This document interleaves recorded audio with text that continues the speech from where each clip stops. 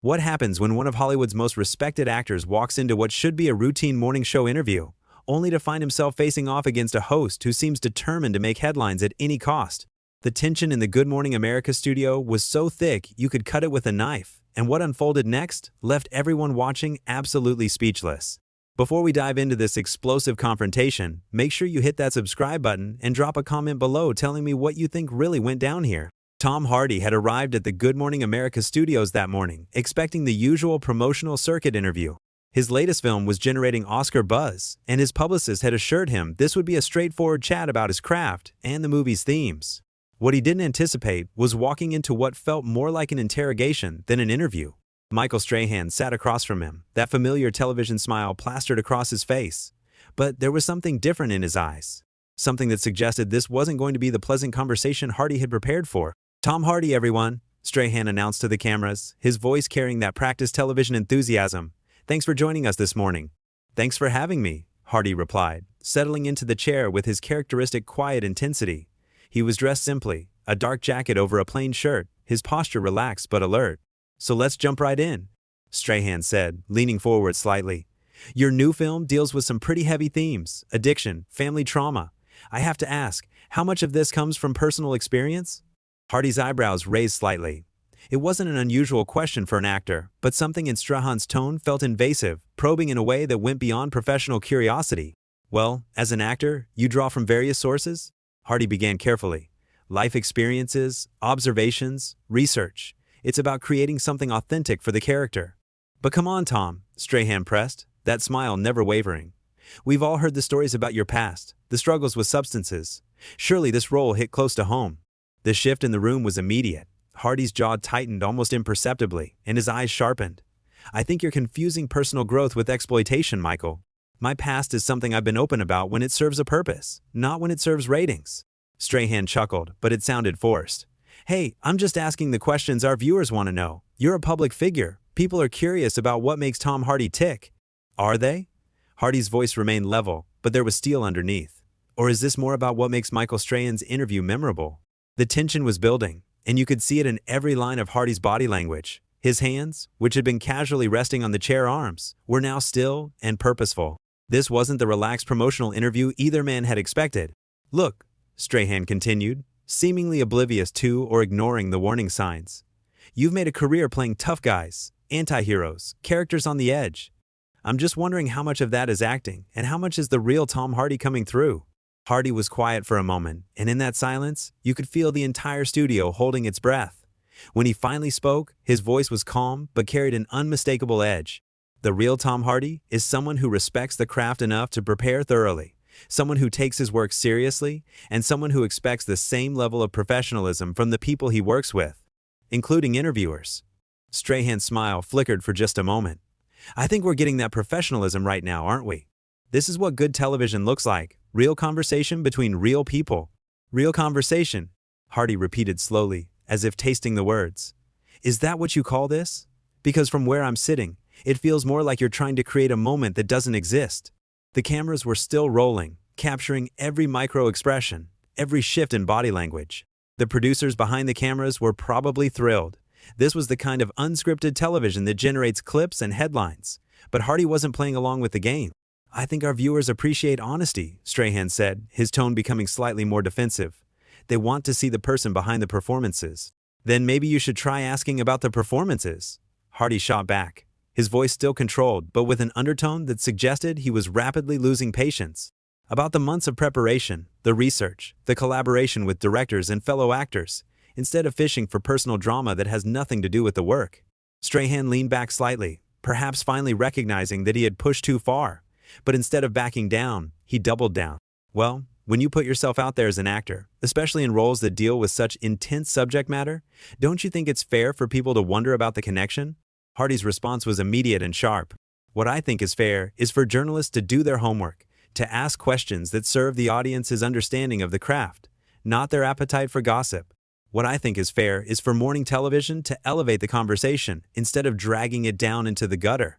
The words hung in the air like a challenge, and suddenly Strahan's practiced television demeanor began to crack. For just a moment, Strahan's mask slipped, and what emerged wasn't the polished television personality millions of viewers knew, but something rawer, more defensive.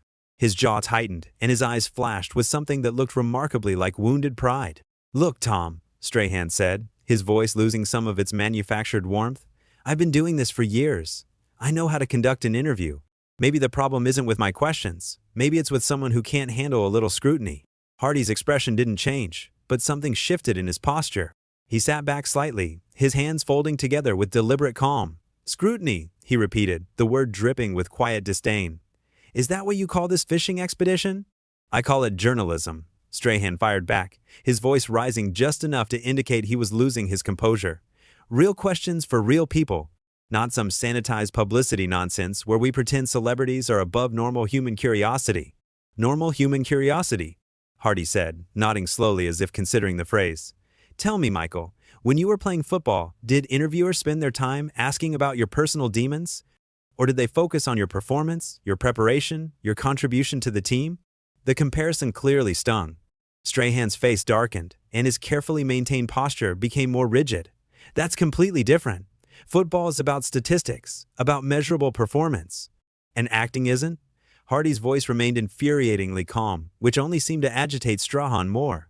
"Every choice an actor makes is measurable. Every moment on screen is a result of specific preparation and technique. But you're not interested in any of that, are you?" Strahan leaned forward aggressively, his television smile now completely abandoned. "What I'm interested in is giving our audience something real, something honest. Not some actor hiding behind intellectual superiority and fancy words." "Intellectual superiority?" Hardy repeated, and for the first time there was the hint of a smile at the corner of his mouth, but it wasn't a pleasant one. "That's an interesting way to describe basic professionalism and respect for one's craft." "Don't patronize me," Strahan snapped, his voice sharp enough that several crew members visibly flinched. "I've earned my place at this desk. I've worked for everything I have." "Have you?" Hardy asked quietly, and the two words carried more weight than a shouted accusation.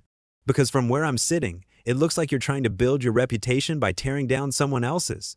The accusation hit its mark. Strahan's face flushed, and his hands gripped the edge of his desk. "You think you can come in here and lecture me about my job?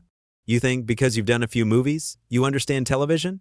"I understand respect," Hardy replied, his voice never rising above conversational level, which made his words all the more cutting. "I understand preparation. I understand the difference between asking questions that serve a purpose and asking questions that serve your ego." "My ego?" Strahan's voice cracked slightly, revealing just how deeply the comments were affecting him. "You're the one who can't handle a simple interview without turning it into some kind of intellectual debate." Hardy tilted his head slightly, studying Strahan with the kind of intensity he brought to his most complex characters. "Simple interview, is that what you call this ambush? Because I came here to discuss a film, my craft, the work that dozens of people poured their hearts into. Instead, I find myself dealing with someone who seems more interested in creating controversy than creating understanding." "Controversy sells," Strahan said, and immediately looked like he regretted the admission. "I mean, engaging television requires real emotion, real conflict." "There it is," Hardy said softly, and his voice carried a note of something that might have been disappointment. "Controversy sells. That's what this is really about, isn't it? Not journalism, not serving your audience, but manufacturing drama for ratings." Strahan tried to recover, his media training kicking in automatically. "That's not what I meant. What I meant was that our viewers connect with authentic moments, with real human interaction." "Real human interaction?" Hardy mused. "Like attacking someone's personal history to generate a reaction? Like trying to provoke an argument where none existed? That's your definition of authentic?" The questions were delivered with surgical precision, each one designed to expose the hollowness of Strahan's justifications. And it was working. Strahan was visibly struggling to maintain his composure, his carefully constructed television persona crumbling under Hardy's relentless, quiet assault. "I don't have to justify my methods to you," Strahan said, his voice tight with barely controlled anger. "This is my show. This is my house. And if you don't like how things work here, maybe you shouldn't have agreed to come on." Hardy's eyebrows rose slightly. "Your house?" he repeated. How illuminating. "Because I thought this was supposed to be about serving the viewers, about informing and entertaining them. But apparently, it's really about serving you." "Everything isn't about you, Tom," Strahan shot back, his voice now openly hostile. "Some of us work in the real world, where we have to deliver results, where we can't just disappear into character and pretend the real world doesn't exist." "The real world?" Hardy said, and now there was genuine steel in his voice. "The real world is where people create things of value, where they contribute something meaningful to the culture." "What exactly are you contributing here, Michael? besides manufacturing conflict for entertainment?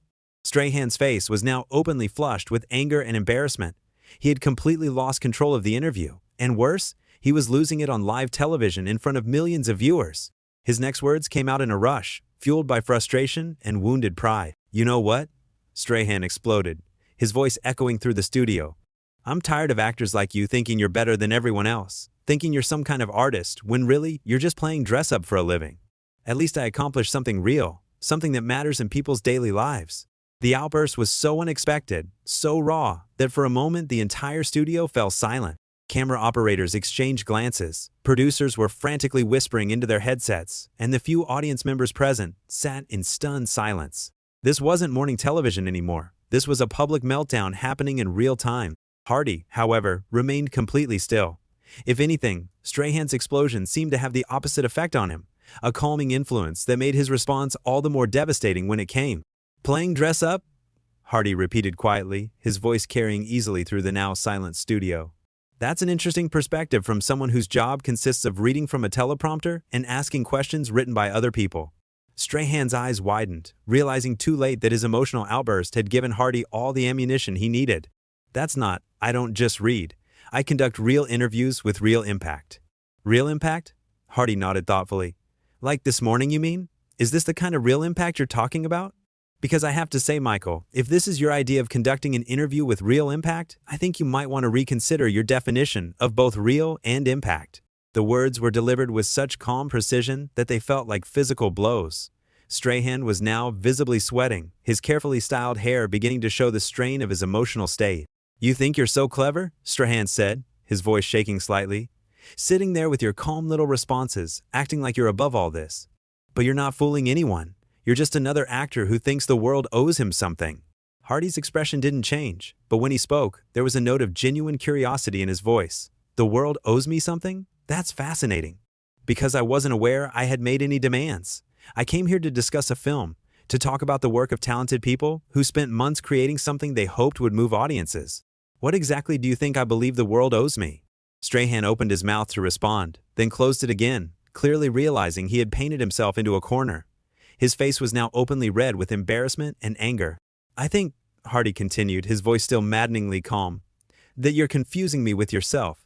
Because from where I'm sitting, it seems like you're the one who believes the world owes you something. The world owes you drama, controversy, moments that will generate headlines and social media buzz. The world owes you content for your show, regardless of whether that content has any value or serves any purpose beyond entertainment." "That's not true," Strahan protested, but his voice lacked conviction.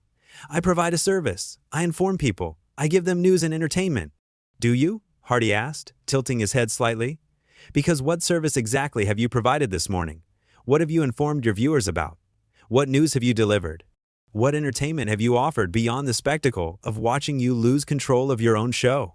The questions hung in the air like accusations, and Strahan seemed to physically shrink under their weight.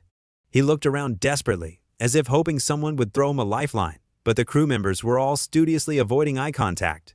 "You came on my show," Strahan said weakly, grasping for some kind of authority. "You agreed to be here." "I did," Hardy agreed. "I came here in good faith, expecting to have a professional conversation about work that I'm proud of, work that represents the efforts of hundreds of talented people. Instead, I find myself in the middle of what can only be described as a character assassination attempt by someone who seems to have confused journalism with tabloid sensationalism." Strahan's mouth opened and closed several times, like a fish gasping for air. The complete reversal of power in the interview was now undeniable, and it was all happening on live television. "But here's what's really interesting, Michael," Hardy continued, his voice taking on an almost conversational tone that somehow made his words even more cutting. "In your desperation to create a moment, to manufacture some kind of controversy, you've actually revealed something much more compelling than anything you were fishing for in my personal life." "What's that supposed to mean?" Strahan asked, though he looked like he really didn't want to know the answer. "You've revealed yourself," Hardy said simply. "You've shown your viewers exactly what kind of journalist you are, exactly what your priorities are, exactly how much respect you have for your guests and your audience. And I think that's much more interesting than anything you could have dug up about my past." The studio was now completely silent, except for the hum of the cameras, which were still rolling, capturing every moment of Strahan's humiliation. "You've shown them that you're willing to ambush a guest who came here in good faith," Hardy continued, his voice gaining momentum.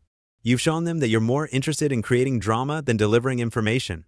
You've shown them that when challenged on your methods, you resort to personal attacks and emotional outbursts rather than defending your journalism with facts and professionalism.